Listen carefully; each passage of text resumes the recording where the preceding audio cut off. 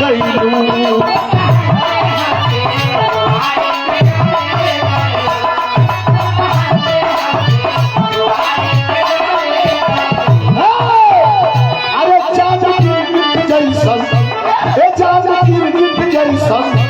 रंगवा बदल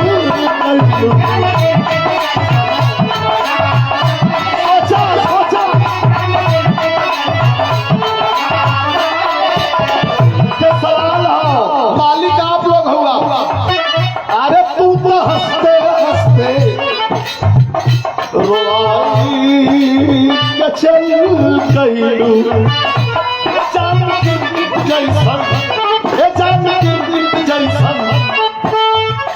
रंगवा बदल कैलू ना जाने गलती। सुहेल बाबा पूछा ना जाने गलती हमसे भई, ना जाने गलती हमसे भई। हर बात पर इनको ठेका है पगला एकदम पगलाई गलवाता एकदम पागल गलवाता तब हम कहला ना जाने गलती, ना जाने गलती हमसे भई। पगला पगला कहते सच हुआ जी। पगला पगला कहते अरे सच हुआ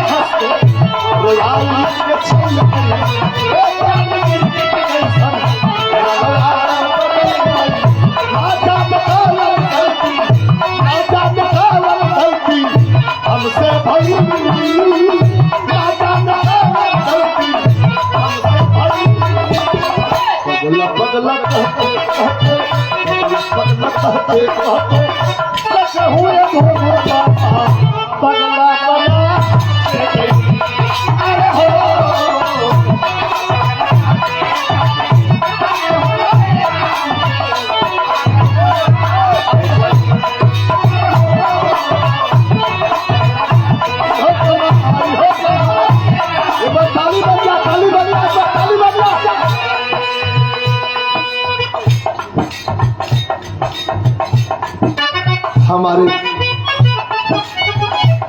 परम शिष्य हैं साजन लाल यादव, एक्टर भी सिंगर भी और हमारे भतीजा भी हैं।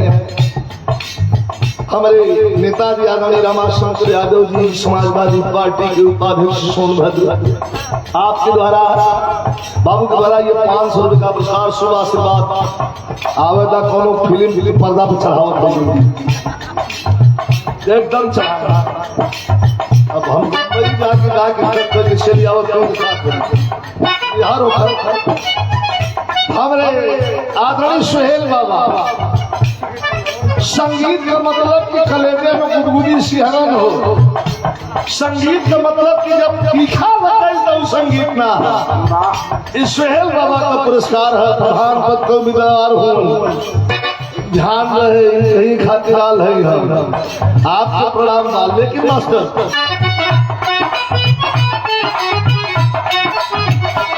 हमारा शिकायत ना है तो इन लोगों को शिकायत बता दी काजे नहीं सुमन बताइए नाम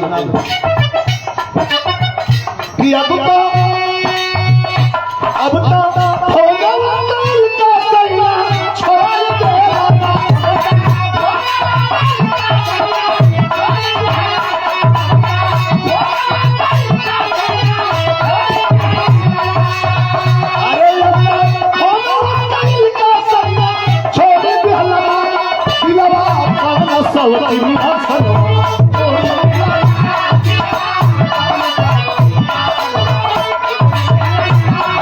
छोड़ा लेटे हम हो गाइला भैया आवाज में बोले जाए कि हम 26 जनवरी कहते हैं हम आप लोग के जो चाह तो समझते क्या बताइए तनी इतना दूर से आई ले तनी इनका भी गीत के माध्यम से वेलकम न हुई तो क्या गुरु जी तक भुलवा देंगे।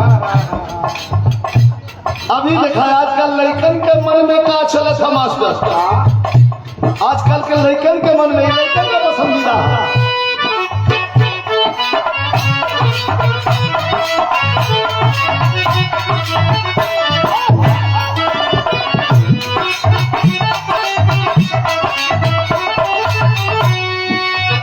अरे सुन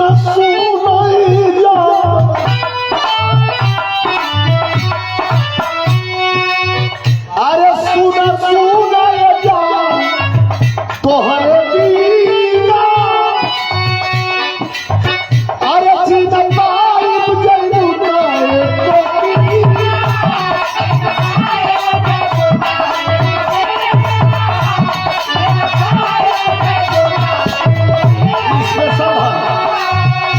अरे सुना जान तोहरा दीना अरे चिदंबाई जयू एक दीना जिंदगी में तोहरे जरूरत बा जिंदगी में तोहरे जरूरत बेबस रानी सुनाए रानी बेबस रानी सुनाए रानी के तोहरे से मुहाबत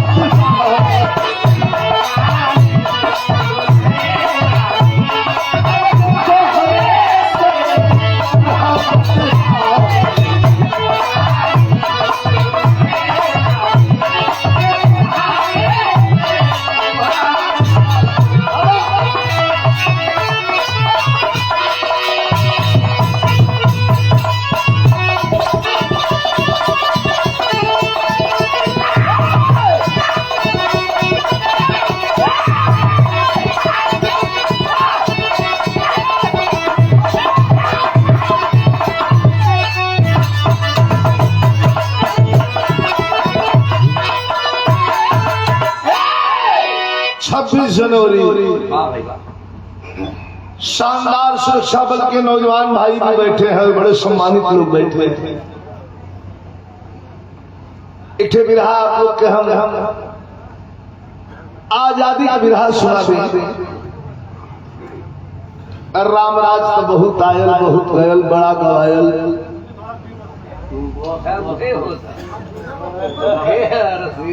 लड़का के साथ में बा आनंद आई। अब जो तू कहत होगा तो वह हो जाई। हाँ भी रचना समझत है हम आप लोग प्रेम से बैठ जाए और ये गीत के आनंद ले जाई। भैया की का तकलीफ है?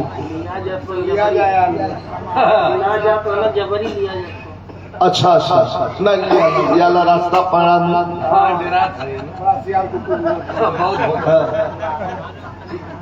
जन है आजकल देखा अकेले तो एकदम चल ही लगता। हाँ डर जौन है अब पॉकेट मारन से ना है, डर अपने शरीर से कब हम कहा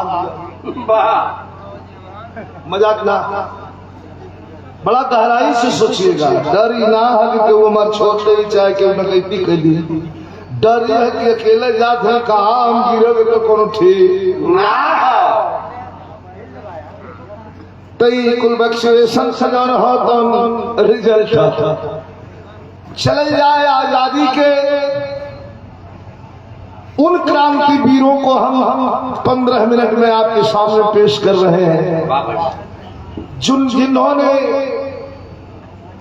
धधकता हुआ भारत सुलगता हुआ भारत चारों तरफ अंग्रेजों का राज स्थापित हो गया। यहाँ के दोगले राजाओं ने अपनी सल्तनत बचाने के लिए अंग्रेजों के हाथ में धीरे धीरे करके पूरे हिंदुस्तान की कमान सौंप दिया। भैया भैया एकदम अभील डुल ना करी, ढेर दिन पर भेंट हो तो हम 15-20 मिनट का मौका दे, प्रेम से खुद सुनल जा। हाँ, और देश में क्रांति की एक और मिसाल जल गई युवाओं के द्वारा, छात्रों के द्वारा, कि जब भगत सिंह की फांसी हुई। बड़े विद्वान लोग बैठे हैं, ध्यान दीजिएगा, मैं कोई पॉलिटिकल और ये राजनीतिक बात नहीं है जो करने जा रहा हूं, ये सच्चाई है, इतिहास के गर्भ में छिपा हुआ सच आपको बताने जा रहा हूं। भगत सिंह की फांसी के विषय में बार बार पंकज अंग्रेज पूछ रहा था गांधी जी से और नेहरू जी से कि क्या करें भगत सिंह का, छोड़ दे इसको या फांसी दे दे। तो ये लोग बोला ना, अगर कह दिए होते कि नहीं छोड़ दिया जाए तो भगत सिंह की फांसी टल गई या आजीवन कारावास दे दिया जाए, फांसी रुक गई होती। लेकिन उस फांसी से देश को क्या मिला? नौजवानों में एक क्रांति खड़ी हो गई। बूढ़ा बच्चा नौजवान तिरंगा झंडा लेकर के दौड़ पड़ा था। 16 वर्ष की उम्र में खुद्दीराम बोस फांसी पर चढ़ने जा रहा था। अंग्रेज पूछा कि क्यों रे लड़के, डर गया न रो रहा है? रोने लगा, कहा कि इसलिए नहीं रो रहा हूं, रो इसलिए रहा हूं कि इस धरती पर जिस मकसद से पैदा हुआ था वह मकसद में कामयाब नहीं हो सका, मतलब धरती को आजाद नहीं करवा सका। अब अंग्रेजों की नींद रखने लगी थी तो यही से विराह की शुरुआत हुई। जरा सुने कैसे।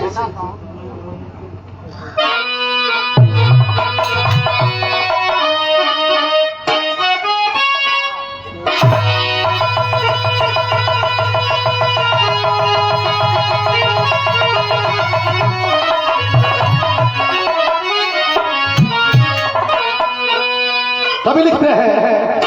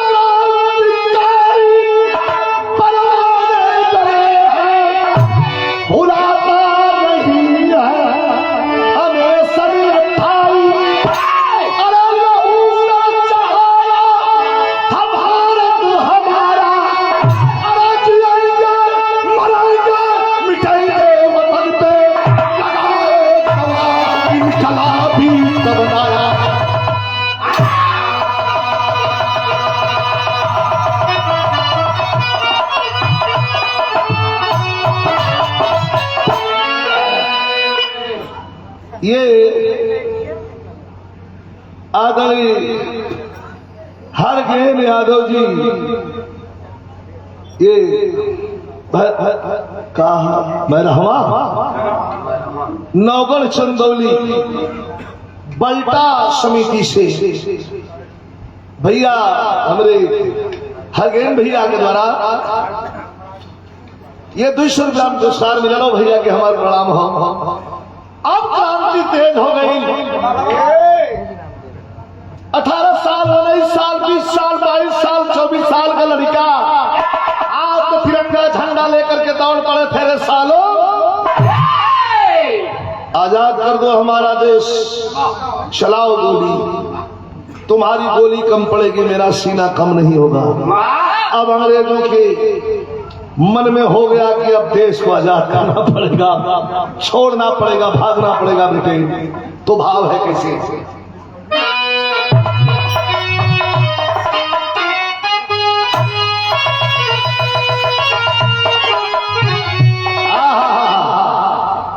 यही कहकर जवान चल थपेवर बिरस के लाइन हो कि चढ़ा दे सूली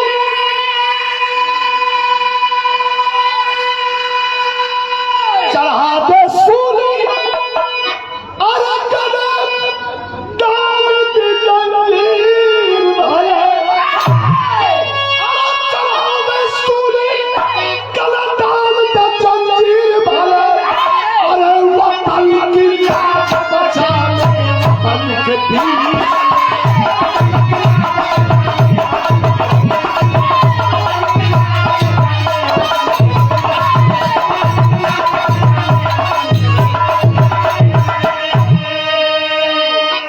और ये देखें सोनभद्र जिले में चंदौली जिले में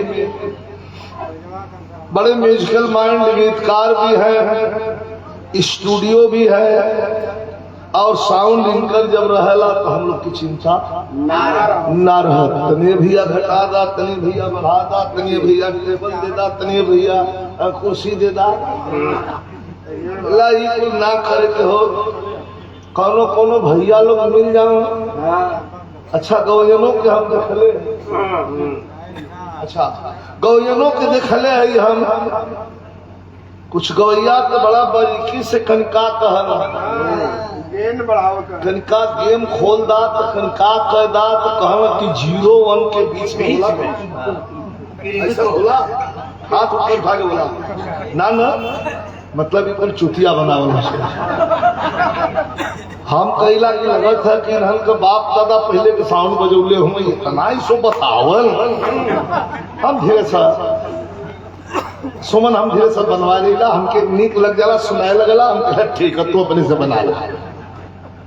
और कुछ गवैयन के हम देखले है यार बिहार साइड के वो कहला कि तनी सौ में गेम खोला, तनी सा लाउड करा, थोड़ा सा में बैलूम डाला। अच्छा बताइए ऐसे पुराने जमाने के बुर्बक आदमी में भाषा समझ रहे हैं हमारे दिखाई तो आप खुद देख के हमारा खुद खोले बुझाइए इल्लू फुट जौन बा हे जाला में जौन टंग दे उतार के धो देते ठंडा लगी बाबू। अरे बाप रे बाप भाई पहलवान ना आए लगे जाके ये 200 रुपया पुरस्कार हमारा पंकज भैया जो Pankaj sound and studio Naugarh से भैया बहुत बहुत हाँ हमारे सुहेल बाबा क्या बात है, क्या कहना है, हार्दिक शुभकामना, बहुत बहुत प्रणाम आपको, बहुत बहुत प्रणाम धन्यवाद। लेकिन जवानों ने कहा था कि गोली चलाओगे तो गोली चला लो, अंग्रेज जब घबराने लगे थे तो एक लाइन और कहा, बच्चों ने कहा, लेकिन इसी पर तो विद्वानों ने कहा है कि जिस तरफ जवानी चलती है उस तरफ जमाना चलता है। क्या कहा जवानों ने कि धारा की बात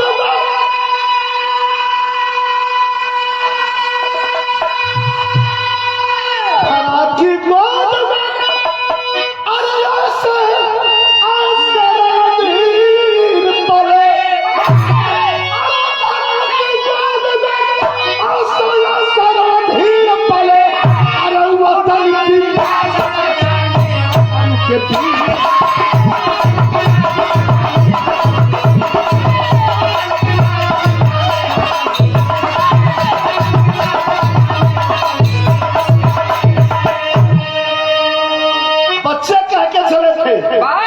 अब कहानी आप लोग सुनिए, लगी कि फिल्म चल आजादी जन्म से अधिकार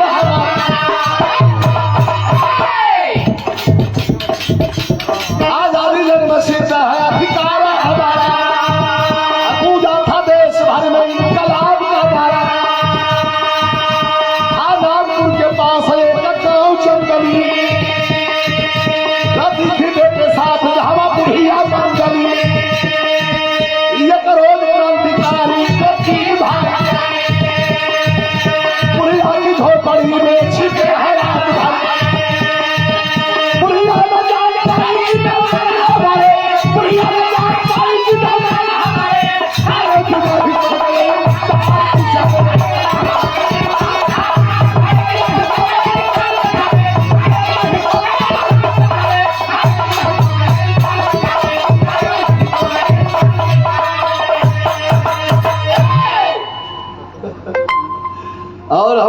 शिष्य हैं, बहुत बड़े कलाकार और हमारे दिल के बड़े करीब हैं। भतीजा भी हमारे नेताजी आदमी रमाशंकर भैया के सुपुत्र भी हैं। बड़ा प्यार परिवार से मिलता है, जितना कहो कम। आप लोगों से दीदार अक्सर आप लोग के जरिए ही हो पावर। साजन लाल यादव सुपुत्र श्री रामाशंकर यादव नेताजी 500 रुपया पुरस्कार प्रदान करने हैं। करीब बात समझ ला, कहानी आसान हो गई। जाने की रात नागपुर के पास एक जंगली इलाका, एक माई बुढ़िया जो का नाम रहा मंगली, अपने जवान बेटे सूरज को लेकर के और गांव छोड़ करके अंग्रेजों के डर से भाग के आके वही अपने खेते में नदी के किनारे घर बना के, पहलवा घरवा बने तो सब बखरी ना बना पाओ। ये हमारे होश को बड़ी बात है। छोट छोट हमन रहली इक्का दुक्का केहू के बखरी कचकी रहा, ईटा के तो नामो निशान भी ना रहा। इक्का कहीं लौक जाए ईटा तो कहे पर यार पत्ता लौक करिए आदमी कहा बखरी सुंदर सुंदर बने। आज करे ना सोहर रहा तो बैठे घर बना के ऊपर से सारी लटका के घेर के जब दलान बना दे। कोई सरे नदी के किनारे बुढ़िया माई बनौले हो मंगली माई। लड़का जो तुम खेती पूछ रहा, बादाम का खेती, मूंगफली का, जानवर नुकसान कर दे वहां गोरख रहा 1 किलोमीटर दूरी पर, और बुढ़िया अपने घर में मंगली माई सुंदर हो। तबीयत कुछ नासाज का मतलब तबीयत ठीक नहीं। और तब तक एक रोज क्रांतिकारी जो 3 भाग कर अंग्रेज पीछा किए थे और अंग्रेजों से बचते बचाते आकर के बुढ़िया की झोपड़ी में और 3 अजनबी शरण लेते। वो 3 ठेके रहा। आप लोग के मन में बड़ा हलचल हो जाएगी। ऐरू बेरू नथु खैरू नहीं, राजगुरु सुखदेव और चंद्रशेखर आजाद अंग्रेज पीछा कैले रहे। नदिया डाक के आके सोचल सो कि वही 10:30 11 बजे था। यही बुढ़िया माई के घरवा में अपन रोटिया बिता ले आज 4 बजे घरवा में चल मंगली माई घरे में सुचल बा कुल देखत हो कि कोनो 3 ठे अइला ओके का पता कि के ह 3 ठे अइला कुल बोरिया वरिया कथरी मथरी जन मिलत बा बिछौलन है। अब बिछा के सुत गइलन। क्यों के लड़का ये भैया माई मत सोचे, मेहरारू मत सोचे। माई मत सोचे थे कि एक नाथ हुआ कि क्यों के लड़का हुआ चोर तो है ना हुआ। हमारे घर में है कहा कि चुरावे घर, लेकिन सुतल सुतल बुखार उठा ना दे तो हाथी का मस्त बुखार तोड़ देना। बुढ़िया सुतल सुतल सोचत बात ताजे बड़ी बेजोड़ लगल। इठे यही चुनौआ में इठे लड़का छपरा में तहलका मचौले रहल। हम कल लगी प्रचार में पूरा तंत्र लग गया था उसको हराने के लिए। पीएम से लेके कई स्टेट के सीएम डीएम हर तंत्र लगा करके हरा दिया गया। खेसारी लाल यादव चुनाव हारा, मर्द है, ललकार रहा है कि अपने पैसे से खरीद के इस प्रदेश सरकार को 20 बीघा जमीन मैं दे रहा हूं। जो बिहार के अभिनेता है आगे आए हाथ बढ़ाए 20-20 बीघे की मदद कर दे। 60-70 बीघा 100 बीघा अगर दे दिया जाए तो उसमें एम्स खुल जाएंगे, उसमें यूनिवर्सिटी खुल जाएगी, उसमें और भी हॉस्पिटल वगैरह का व्यवस्था करवा देंगे। सबका गोली बंद हो गए, सबसे बड़ा बड़ा हाकत रहा सब चुप है। तेरे सरवा इकट्ठे 20 बीघा का आफत दे देना और ललकार के तैयार हो। देखा करे वाला कर दिला, अब बतियावा वाला वो खाली बैठ के बतियावा लगता दवा कौन रहल लोग गौले रहल बेचारा तो लोग अरे इतना बड़ा फुलवार गावला ओके समझा का शंकर भगवान जब श्राप दे के काम दे के जला दे तो रोवे लगल काम दे के मेहरारू रती कि हमारे पति कब जिंदा हुई हम माता सती कहली कि जा चिंता मत करा, भगवान कृष्ण के घरे अनिरुद्ध के नाम से पैदा हुई है, लेकिन हरण हो गई राक्षस के द्वारा। समुद्र में तुम कट शॉर्ट कर बताओ थे, समुद्र में गिरी है मछली, आचमन कैले, मछली दरबार में जाई फराई, वही पेट से निकलबा और फिर चल जाइबा, तासी रुकी वही रति के हाथ में पालन पोषण द्वार हुई। लेकिन अब दुल्हा लइका आ दुल्ही समय है सब। हे भगवान कैसे कैसे काम चल कैसे चला यार। तो तब तो कर वही हमारी बाबू वाली। अरे वाह वाह, अरे वाह, हम सोचते हैं तो हम होंगे। अरे महाराज कमल का नमस्कार।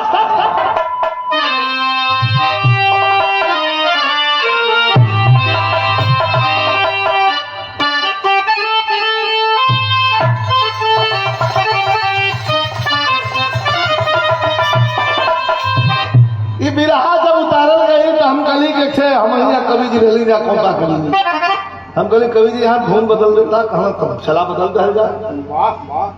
आज कुछ लिखल न जब तो दोपहर 11 से लेकर 2 बजे के बीच में। अरे वाह, हाँ 11 बजे से काहे कि 10 बजे डिस्पेंसरी खुले ले। बढ़िया तैयारी दे। हाँ 11 से 2 बजे के बीच में इनसे जो लिखवा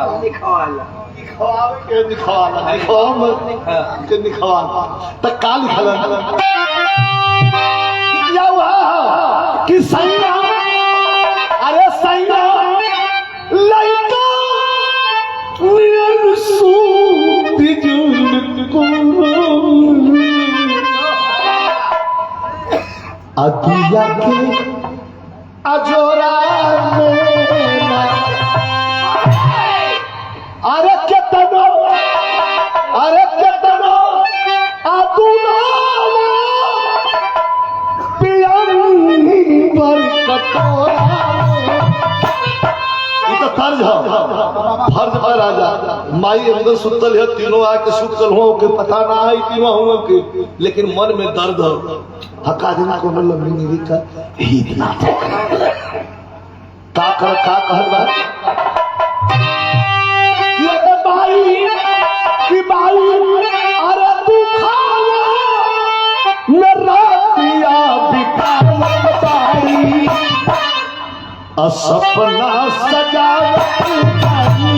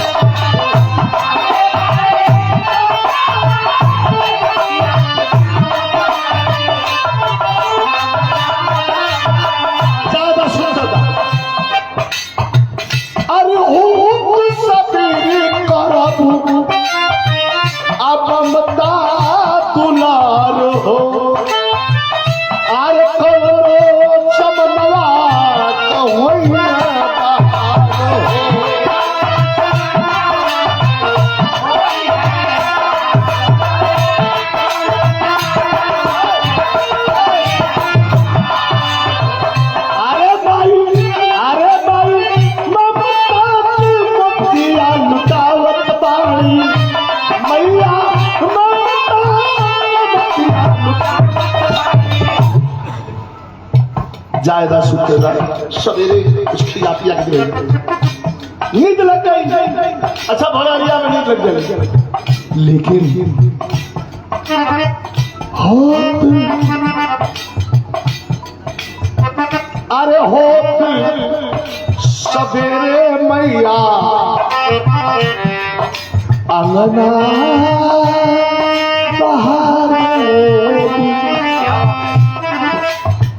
अरे जाके दलिया में अपने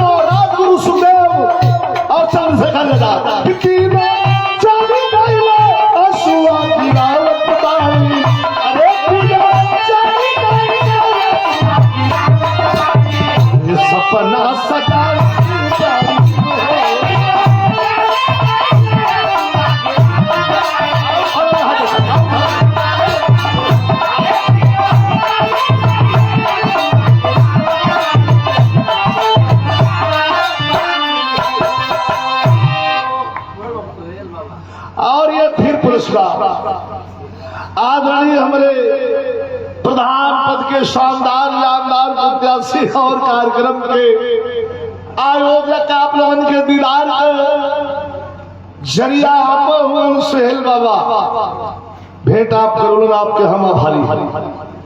फिर पुरस्कार दिए हैं इस माई के भाव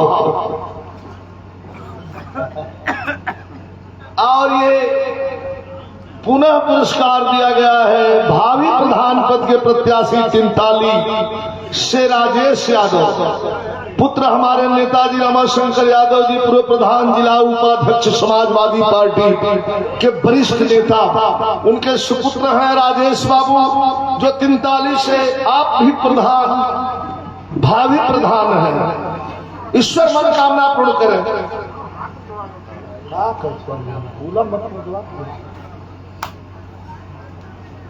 तो सवेरे जागर में लेट हो गल, तीनों चल गल माई बुढ़िया मंगली भारत बा अंगना या रोवत बाकी रतिये के कुछ खिया पिया दिले हुई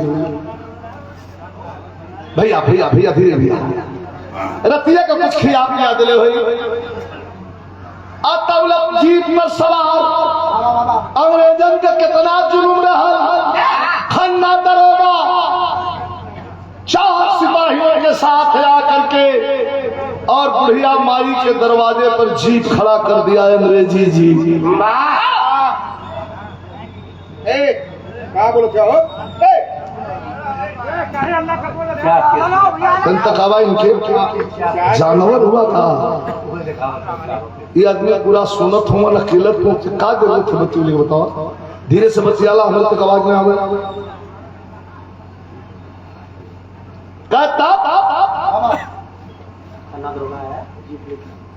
खन्ना दरोगा आगल 6.5 फुट लंबाई घनी मूछ हिंदुस्तानी के हमान के देख ले रहा हिंदुस्तानी है, लेकिन देख ले तो जियबे न करे, इतना टार्चर करे।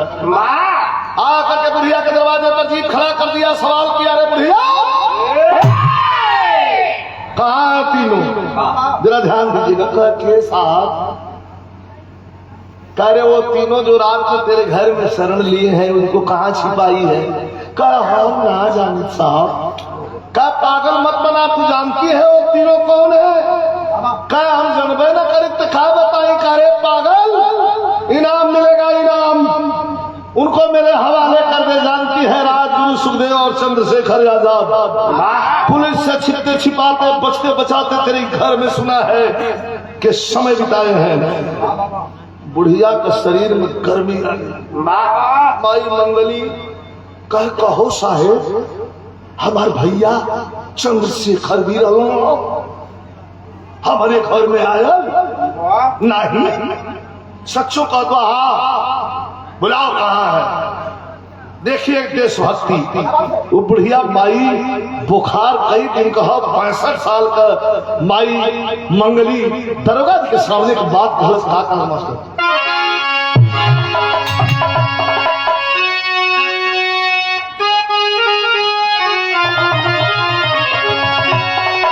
पकड़ा ठीक है। कहा कि देखा ली न से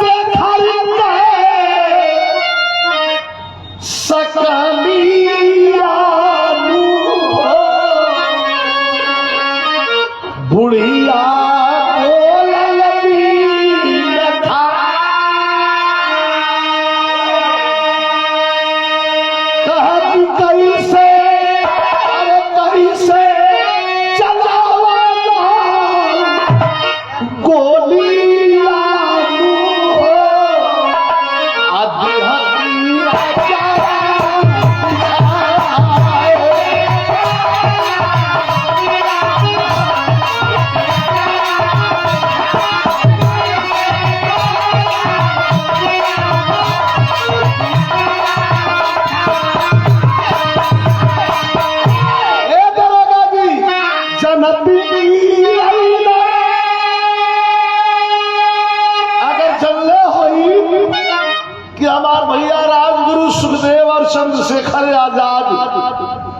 हमारे बेहपड़ी में आगल हुआ दरोगा खन में खन्ना दरोगा अंग्रेजों का दरोगा कहा तो क्या करती कहा जनती की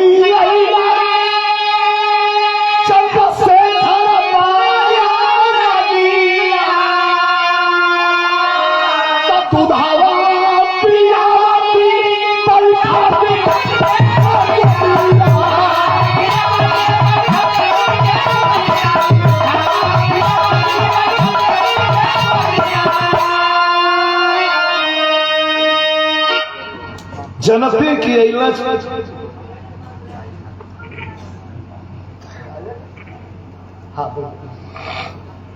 गायक हमारे नागेश्वर पटेल ये पुरस्कार प्रदान कैलन है 43 रावटगंज से भैया धन्यवाद स्वामी जी कृपा बना है जनते की इलाज जब से घर में रबिया बुधावा पिया हरे बैठती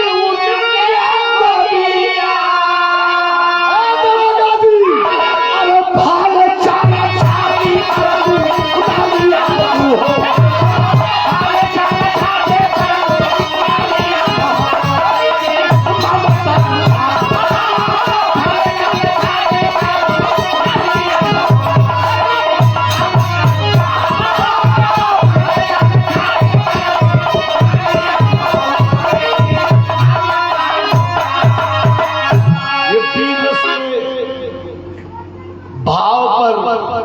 वो माई बुढ़िया के मंगली के देशभक्ति पर जनते की अला चंद तो है पिस्टल से गुजरात ना बुढ़िया का हिम्मत दिखा जनते की अला चंद्रशेखर बैरगिया तो दुधवा पियौती बैठौती उनके गोदिया भले चलत छाती पर दुनलिया न हो देख ममता लुटाए रे बाप दरोगा अंग्रेजों का दरोगा खन्ना गनगन गनगन क्रोध के मारे कांपे लगल दौड़ल जीत के तरफ और दौड़ के और उठा लिया हाथ में हंटर कोड़ा हम कोड़ा कहली आप लोग सुन ले लेकिन वो कैसन कोड़ा रहा इतनी बड़ी बड़ी स्टील का कील कोड़ा में चारों तरफ लगल रहल मार के लपेट के खींच दे तो शरीर का एक परत चमड़ी खींच दी वह कोड़ा लेके कहा अरे बुढ़िया तू क्रांति की आग भड़का रही है बगपा सिस्टम के साथ बगावत करने का जुल्म कर रही है 500 पुरस्कार देशभक्ति भाव पर हमारे प्रदान करें नेताजी समाजवादी पार्टी के जिले के उपाध्यक्ष और वरिष्ठ नेता शानदार ग्राम प्रधान आदरणीय श्री रामाशंकर यादव नेताजी के द्वारा बहुत बहुत आपके प्रणाम। दरोगा क्या किया मास्टर कैसा लग गया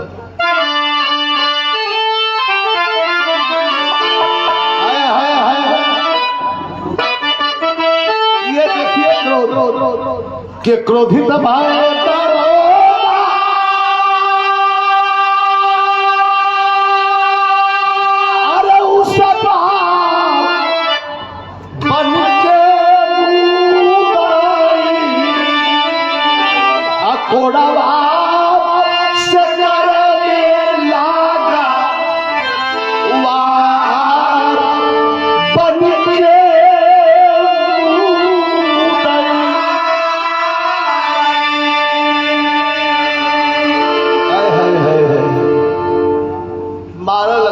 तहासा अरे कहा 65 वर्ष का माई बुढ़िया मंगली 35 वर्ष का वह जवान खन्ना दरोगा अंग्रेजों का इतना कोड़ा चला जा बिरहा सुनने वाले साथियों माँ तो माँ है हमारी आपकी सबकी माँ थी करुण रस वीर रस के बिरहा में वीर रस का पूरक करुण रस होला लेकिन बुढ़िया माई का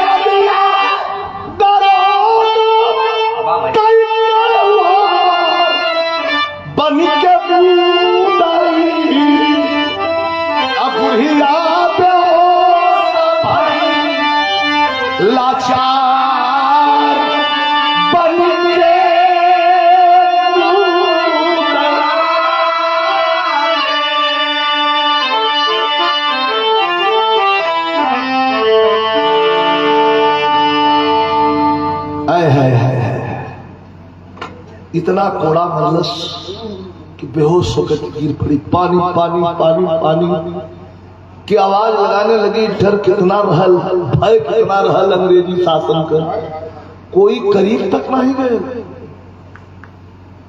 लेकिन 1 घंटे तक पड़ी रही। काट के लकड़ी जंगल से बुढ़िया का बेटा आया है। घड़ी अब धीरे धीरे लगभग 11 बजाने को है। काट के लकड़ी जंगल से बुढ़िया का बेटा आया है। उस रक्त रंजिता माता को गोदी के बीच उठाया है। रोने लगा, कहा कि माँ ये किसने तेरी हालत ऐसी किया है माँ?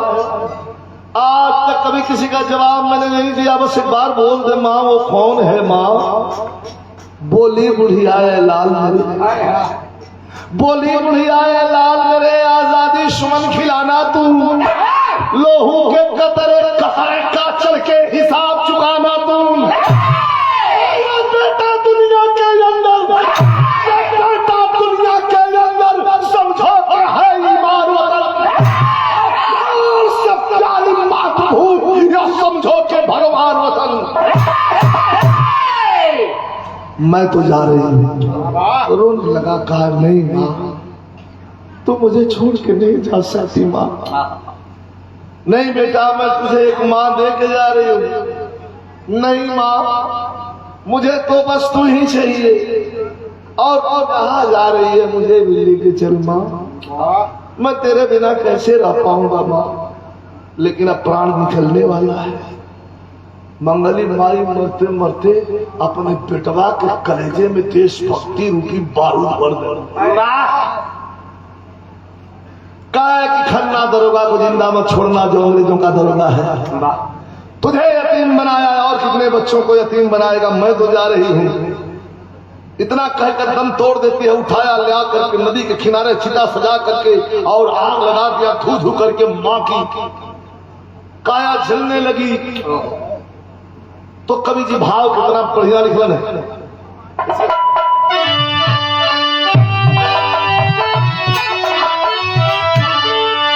अरे बगावत वाली आधी जब चली, बगावत वाली आधी जब चली, अरे बाजा बिगुल क्रांति का झूमता।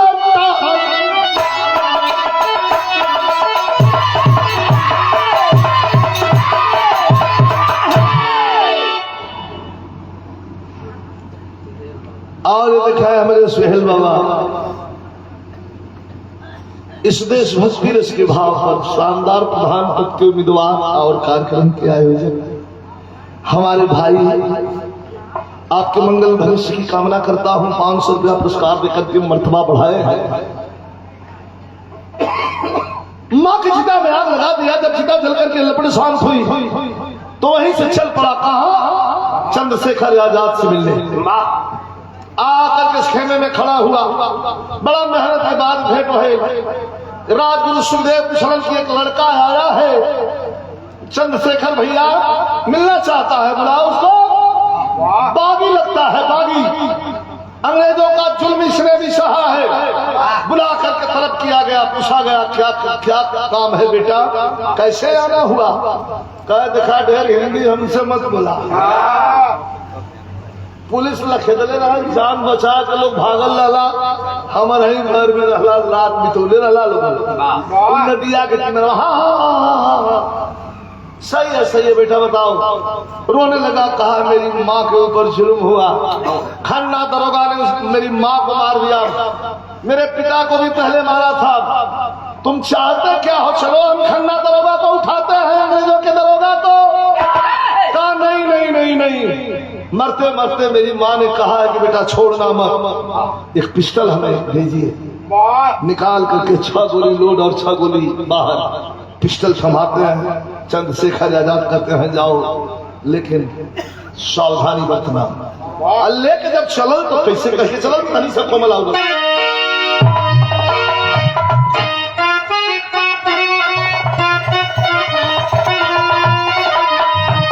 आए हाय हाय, यह कहीं क्या चलल कि कि हम तूफाना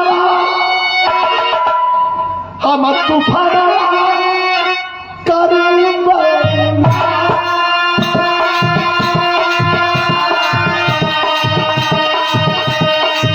हम तूफाना करेंगे चाहे नहीं है जाइए चाहे नहीं है जाइए हम तूफाना करेंगे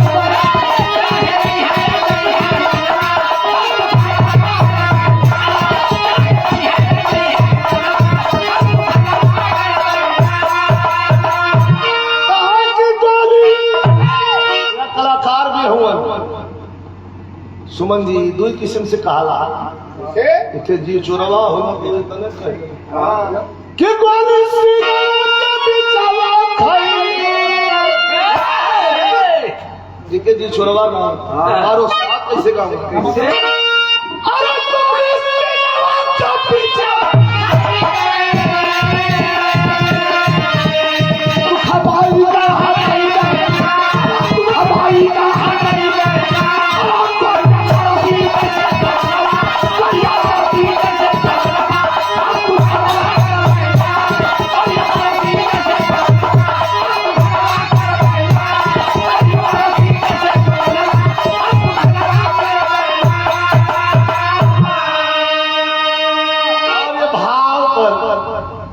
₹200 पुरस्कार दिखाई। इनाम का मतलब हौसला बढ़ावा।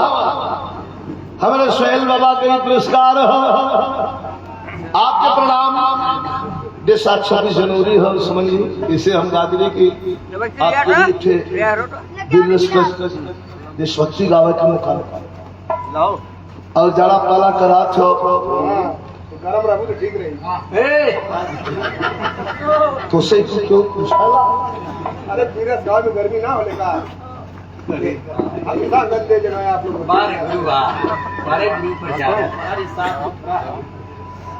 ये 200 दिखाओ चंद पंकज तोरो रह के प्रेमवा ज्यादा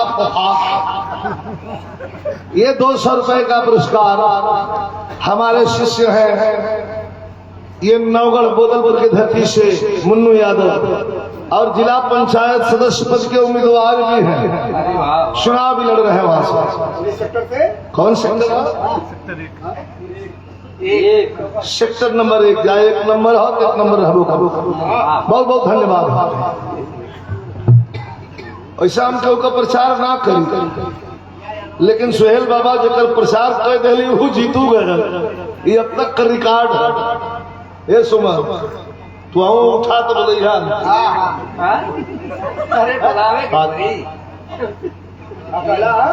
कहते तू आओ उठा था मैं बोले तो इतना दूर से बुलावा में तो जाए में तो राजगंडा हो गई।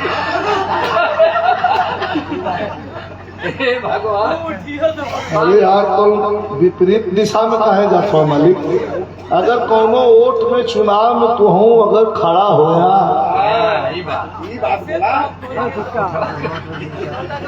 अच्छा ठीक है हो सका तो माफ कर दिया गलती हमारी से हुई भाई।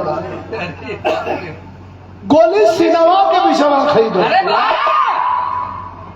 हमारे खोपा कवि जी कहत हुआ कि उस्ताद कैसे कहें तुम्हें बता दा।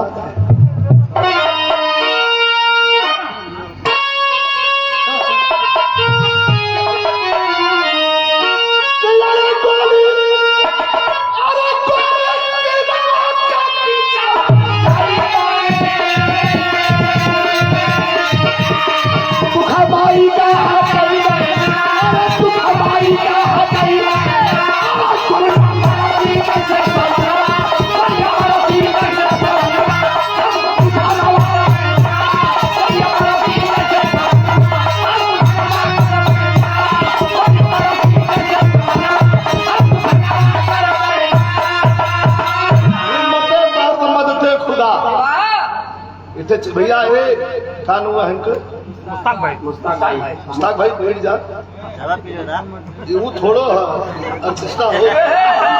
मार हिलत का ढन ढन ढन ढन अब के साथ लिए तो बार हुआ बड़ा की बिना बैठ जाए मुस्ताक आवत उधर है बार परिचय अरे बहाने करे खड़ा भइले से 3 बार नाम ले लिए कि कम मत जाना बैठ जा गोली सिनेमा के बिचवा खइबे दुखमारी के हटइबे ना गोलियां बरसी जैसे सवनवा खन्ना दरोगा कोई बंगला के सामने खड़ा हो कहीं इनके साथ मारब जरूर हो। अरे वाह ये अंग्रेजन के दरोगा ही बड़ा उपद्रव कैले हमारे हिंदुस्तानी भाई निकलल और से तुरंत की बुलेट ले ले बड़की बड़की मोच 6.5 फीट का नौजवान गाड़ी रोक लिया खन्ना दरोगा मौत तो मुकर्रर होती है तय हो जाए ऐ लड़के तो बुढ़िया मंगली माई के लिखवा तू लड़के इधर आ तू देख रहा हूँ कई बार से यहाँ तू इधर घूमता है क्या बात है कह साहब अच्छे चीज देले हुआ लौटावा हम मुकवे न पाओ थे कि आपके लौटा दी करे तो साले लेट क्या कर रहे हो लौटा दो तो झोला में टाइगर चढ़ा के झोला आगे चले और झोला जब आगे कैले तो मास्टर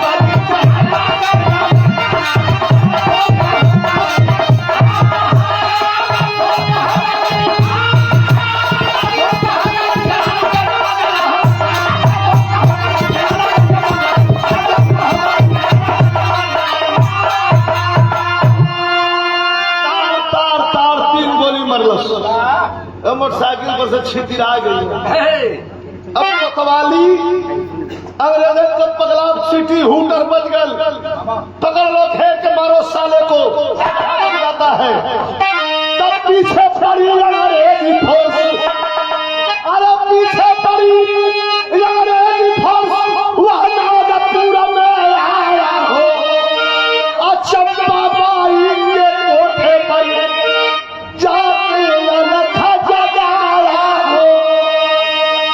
अंग्रेजी पुलिस पीछा करते करते करते करते बहुत बिरहान में न समझ जगह पे आ गई नाक के चौमुहानी पर भीड़ में बैठा है माई मंगली का बेटा सूरज अब जाऊं तो जाऊं कहा ऐसा लगता है कि अब ऐसा लगता है कि हम कानून से बच नहीं पाएंगे यह ब्रिटिश गवर्नमेंट का कानून मुझे गिरफ्तार करेगा तौले थे 3 मंजिला मकान लौकल है मकान के बगल से बहरवा से सीढ़ी गई बा और दुतल्ला पर दूसरे मंजिल पर तबला के थाप को जवानी फिरकत है मतलब 22 लोगन को कोठा चलत रहा गाना बजाना चलत रहा पहले बड़ा लोग कोठा चले गाना बजाना लोग सुनल पैसा रुपया दे के अपन चले चंपा बाई बैठ के अपने गुठे नृत्यांगना के नर्तकी के नचावत रहल लोग बैठल रहलन तलो में मारल कबूतर मतिन भागली हो यार बुढ़िया मंगली के बेटा और आके चंपा बाई के पीछे बैठ गल चंपा बाई कहत के बचवा काहे बैठल हुआ आके महफिल में सामने आ जा कहूं गाना बजाना सुन ला तब वही समय से हाथ जोड़ के कहलस का कहल मस्त कहा कि बाई बन गए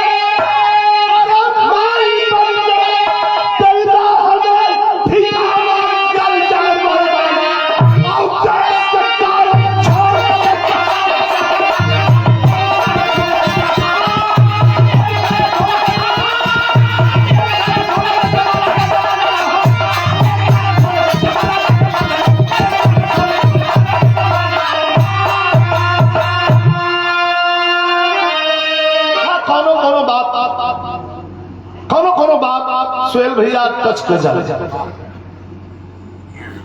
चंपा भाई कलश की आगे अगवा बैठे गाना सुना कल की नहीं हाँ भैया भैया भैया हमार माई बड़ी को ताका लगल चंपा भाई का चोरे माई कहे हाँ खन्ना दरोगा के मार के अंग्रेजन के दरोगा खन्ना के मार के भागल तले पान खात रहल पनवा उगिल दिल का करे कहीं मरले हुए पागल मतलब अंग्रेजी प्रशासन खोजत का हमारे माई के मरलस वही के बदला लेवे में मार दिली तो आंख में आंसू हो विश्वास हो मौत का डर नहीं हो कि हमार माई के दुनिया में नहीं माई हमार जात जात कलर के तोके माई दे के जात है बतिया हम समझ ना बोली तो हमार माई नहीं है क्षमता बाई के मन में एक शब्द पर भक्ति का लवर पर गेल करेजा में कौन भक्ति देश भक्ति का लवर अरे एक लड़का एक हम है एकरे में हमरे में कितना अंतर है मास्टर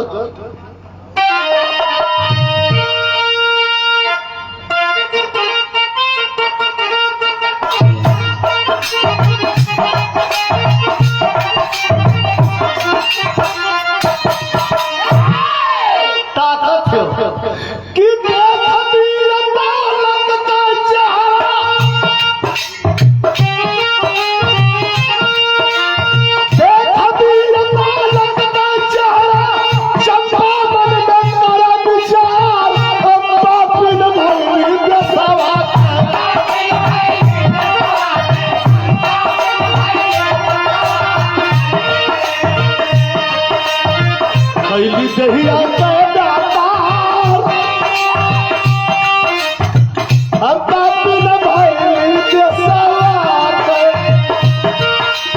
अरे कैली दही आता है व्यापार कब देश के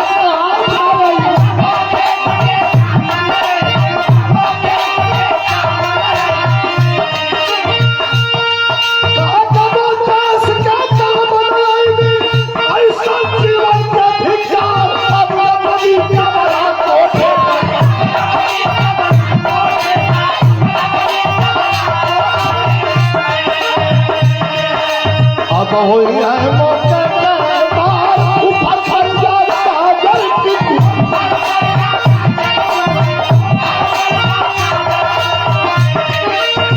ऊपर पर जाता जल्दी ऊपर पर जाता है अपना पानी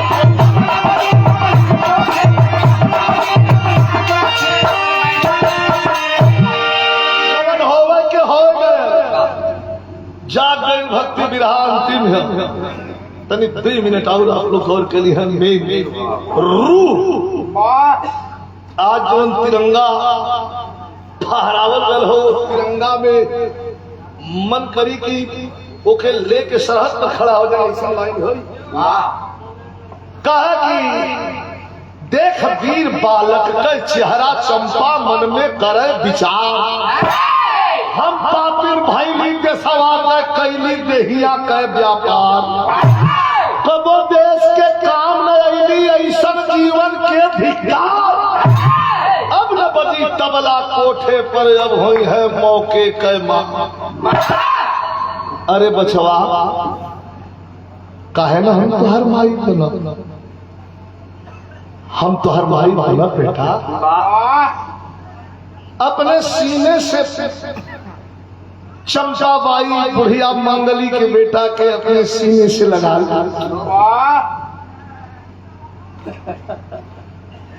और ये 500 रुपयों का पुरस्कार शानदार प्रधानमंत्री के प्रत्याशी और आप सबके आशीर्वाद की आकांक्षा लिए खड़े हैं हमारे भाई हैं छोटे बड़ा बहुत प्यार बहुत स्नेह देखिए मेहमान नवाजी मैंने देखा है दरवाजे पर मेहमान नवाजी का अर्थ यही होता है कि मित्र और मेहमान के आ जाने पर जितनी खुशी हो हम उनको विदा करने लगे तो उतनी तकलीफ और दुख हो जाए कि और कुछ दिन रहिए ना और चाहे थोड़ा देर और रुकिए ना ऐसा भाव आपके अपने सुहेल बाबा के मैंने आंख में और उनकी भावना में परखा है एक बार और ताली बजा करके आप लोग सम्मान करने में बहुत बहुत धन्यवाद करता हूं साधु 500 रुपये का पुरस्कार दिया गया।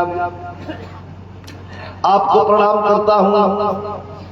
तुरंत चंपा बाई उठल, घरवा में ले जाए के जो खाना पीना रहल तो गलत कहे खाला भैया है तो ये में सुख गैल निकल के बाहर गलत के ये बंद करो अबला तबला बंद हो गल, भगो यहाँ से नाच गाना नहीं होगा।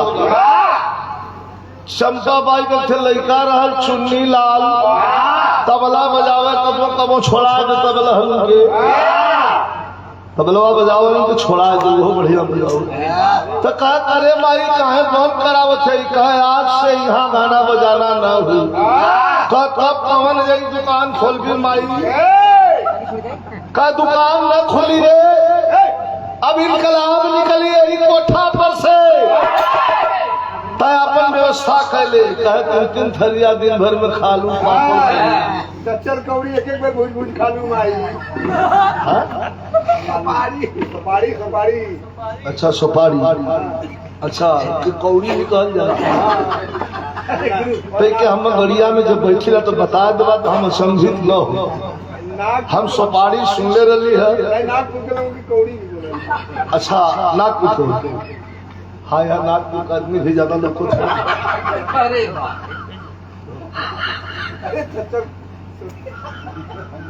ए भैया काय बचवा तू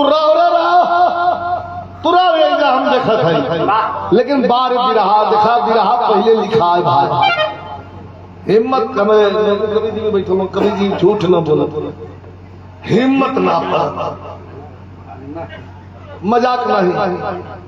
रचना बिरहा लिख के एक इतना काजू है, लेकिन उनमें से हम जो नीक लग जाई जौने पर कविताई है लेखनी खेलल है तो उन्हें गाई अगर कम हो में तो फिर तब हमार लेखनी चले लगे। हम अपने मन से सुना लीला कवि ठीक है। आप तो खाए पुराने चावल है, लेकिन चमचा भाई कहलस कैसे कहलस मास्टर वाह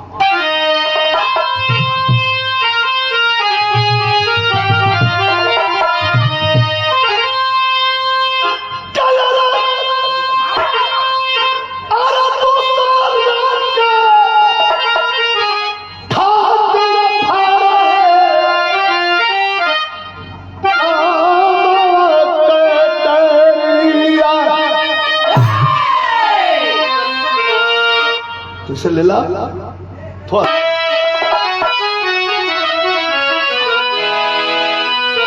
दूसरे के खातिर बहल गंगा जी के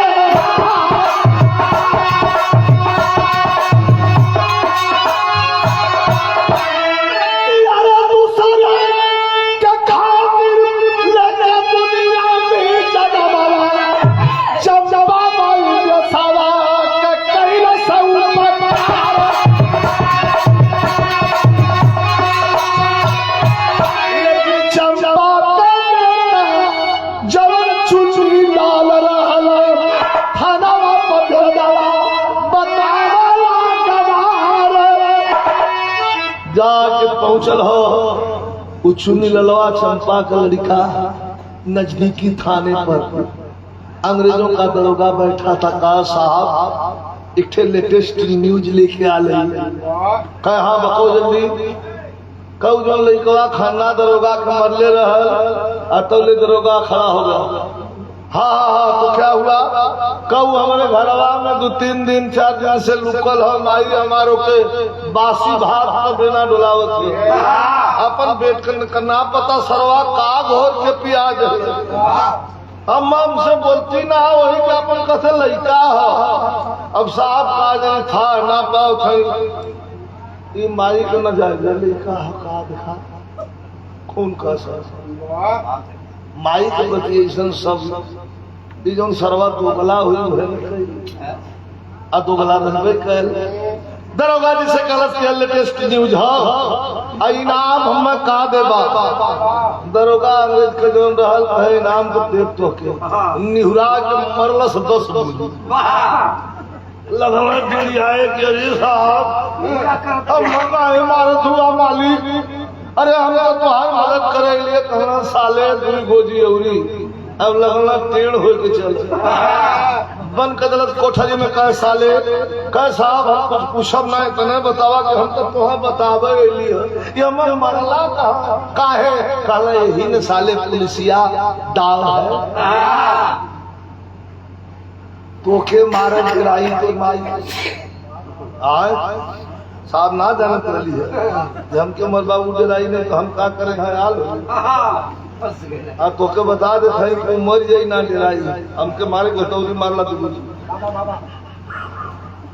माई इतना जिद्दी हो हमार डराई ना कहाँ डराई तो वो बच्ची पूरा पियाई खोली कहे अब का खोलवा हम खोला लग रही न करे अरे वाह कूलर से दे दिले हुआ बांगुड़े जाना है अरे वाह कैलाश का तौले चुंडी के दरोगा बंदा कैलाश कोठारी में भैया चुंडी के दरोगा बंदा कैलाश कोठारी में आज चली भैया ने बना चप्पा भाई के दुआर भैया चली भैया ने बना चप्पा भाई के दुआर अब सूरज के भोजन करावत रही चंदा भैया सूरज के भोजन करावत रही उछला दरोगा है बेटा उछला वही सूरज के रात बतावत सुबह भैया सूरज के रात बतावत सदा सब दरोगा खुशियां बंद करके चुन्नी लाल को दर एक मिनट बहुत विशेष हो अब बंद करके चुन्नी लाल के दो सिपाहियों को लेकर के और चंपाबाई के कोठे पर पहुंचा है दरोगा और जाकर के आवाज दिया करे चंपाबाई बाहर निकलो खुल्लस का दरवाजा खुला है आ जाइए कौन है दो सिपाही लेकर के वहां का दरोगा अंदर घुसा तो देखता क्या है अपनी आंखों से कि मंगली माई के बेटा सूरज को अपने हाथ से खाना खियावत मुस्कुराते हुए दरोगा पूछा कह रे चंपाबाई तेरा बेटा कहाँ है हंस के कहो साहब अपने लड़कों के खियावत थोड़ो खिया हमार लड़का कहते और दिलवा में बन कैले है दिलियात हो तो क्या अपन माई कहत जान गई दोबलवा पहुंच गए का कहा जाने साहब क्यों कहो लड़का कहना ऐसे न हो चले के हुई और कैसे चले के हुई कि तबले सूरज चमका के लेके सूरज अब जलावा से चुनरी के ले भैया जलावा से चुनरी के ले एक मिनट निकाल के चुन्नी लाल के सामने खड़ा कदम दरोगा कहा कि वो तेरा बेटा है तो ये किसका है चंपाबाई हंस के कहल के साहब क्यों का लाल ही हो चुन्नी ललवा लगा करे माई 12 गोजी को बहनी कह अब फिर कह दे झूठाऊं कि हमारा बेटा ना है तो हम लगा था कि 12 ठे फिर शुरू करें 12 ठे गन के फिर एक दिन गन लगा थोड़ा सा माई हम गन ना बोले ठीक से कहता कैसा आप क्यों का लड़का दरोगा निकालो कि अब्बा फरियाद चंपाबाई का कि जैसे मन करा वैसे फरियादा लेकिन हमार बेटा यह है सूरज मंगली माई की लड़का कही है मैंने कहा तो दरोगा का कही कि बेटा पिस्तौल करता रहता है पिस्तौल करता आप बेटा छोड़ के सारे सामने खड़ा करवा दिया कि ये लड़का कह रहा है कि ये मेरी माँ है तू कह रही है कि मेरा बेटा है ही नहीं है फरियाई एक रास्ते से फरियाई कैसे 6 गोली लोड पिस्टल थमा दिया 3 ओर से 3 सिपाही अपने राइफल में बारूद भर करके खोपड़ी पर निशाना ले लिए कहा कि जो तेरा बेटा है उसे छोड़ दे जो तेरा बेटा नहीं है उसे अपने हाथों से शूट कर दे ये पिस्टल है लेकिन चालाकी नहीं इधर से 3 गोली 3 गन पॉइंट तुम तीनों की खोपड़ी पर है और लेफ्ट साइड से भी 3 गन पॉइंट तुम तीनों की खोपड़ी पर है अगर तेरा चेहरा भी अगर एक्सप्रेशन भी हमारे मर्जी के खिलाफ हुआ तो खोपड़ी तीनों की खोल दी जाएगी। आफत में परनवा पड़ल चंपा कर, आफत में परनवा पड़ल चंपा कर, पाप के बचाने की धर्मवा। कश्मीर से कन्याकुमारी तक भारत राम नाम हो गया है। आजाद वतन भारत के धरातल में कुर्बानी मांगोगे, कुर्बानी पर कुर्बानी, कुर्बानी पर कुर्बानी हो रही है, जवान मर रहे हैं। वीर भगत सिंह, चंद्रशेखर आजाद, राम प्रसाद बिस्मिल, मंगल पांडे जैसे जैसे जवानों और शहीदों को हम याद करते हैं, कोई अस्तगफिरुल्लाह की कुर्बानी को भी बरगलाया नहीं जा सकता। शराब बोलिए 2-3 गंद हलस हुई ठिकाने के हो, पिस्टल लेके हाथ में कापत का मासकी से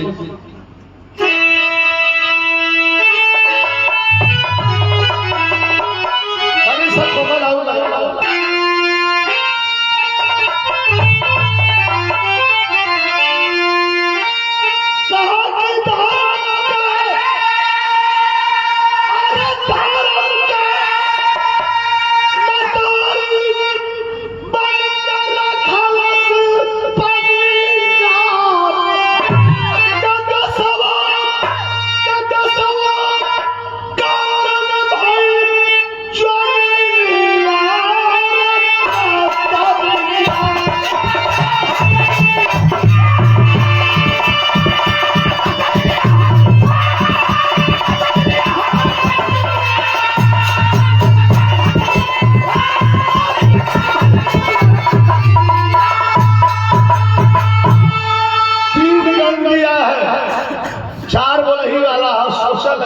पिस्टल हो, दोनों खड़ा हुआ, एक तरफ पापन लिखा जो 9 महीना उधर में पलले हो, आ एक तरफ माई बंगली को लिखा जो कहता है कि हमके हमारा माई सोच रही है, सोचा चप्पा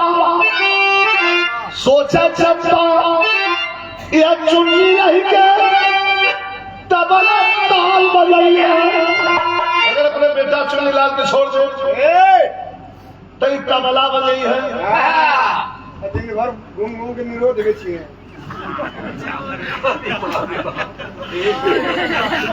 अरे भैया ब्लैक में बेचा हुई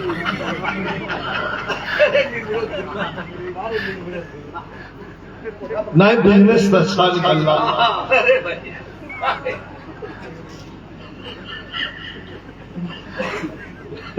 हे भगवान, कहाँ दिमाग है, कहाँ चंपा बाई पिस्टल हाथ में ले हो, अपने लड़कवा के दिशा में सोचत हो कि सोचा चंपा चुन्नी रही के तबला ताल बजाई है।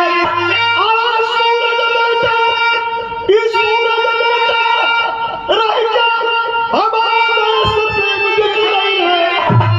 मरल सब चुन्नी के जमीनिया रखना सब दिया तीन गोली मरलस अपने बेटा चुन्नी लाल की। अब देशभक्ति की इससे अच्छी लाइन नहीं हो सकती है। शहल बाबा, ये बहुत बड़ी लाइन है। मां ने अपने बेटे को शूट कर दिया और गिरे लगल जब चुन्नी लाल कहे करे माई आज माई हमें मार दे, करे माई गिरत गिरत कलस, करे माई हम तो सच्चो नहीं कर पाए, घर हो गए। माई कही गए चुन्नी गिर का चप्पा तब घबराई,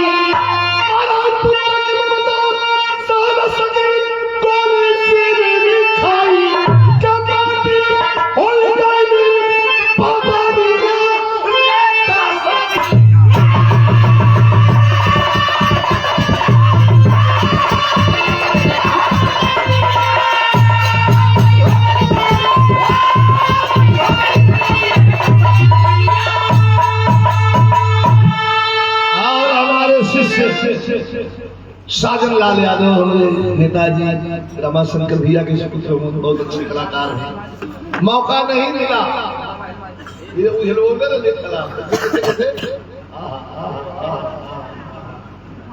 यो कला है सबकी बस कला खाली बाहर हिला था खाली बाहर हिला था साजन लाल बाबू के सुभाषिंदार और ये फिर 500 रुपए का पुरस्कार हमारे छोटे भाई प्रधान पद के शानदार प्रत्याशी सुहेल बाबा शुभ आशीर्वाद शुभकामना सभी अंतिम भाव अपना हूं मार के बोली गिर गई। ये धरती और आजादी का स्वर्णिम इतिहास गुरु बिहारी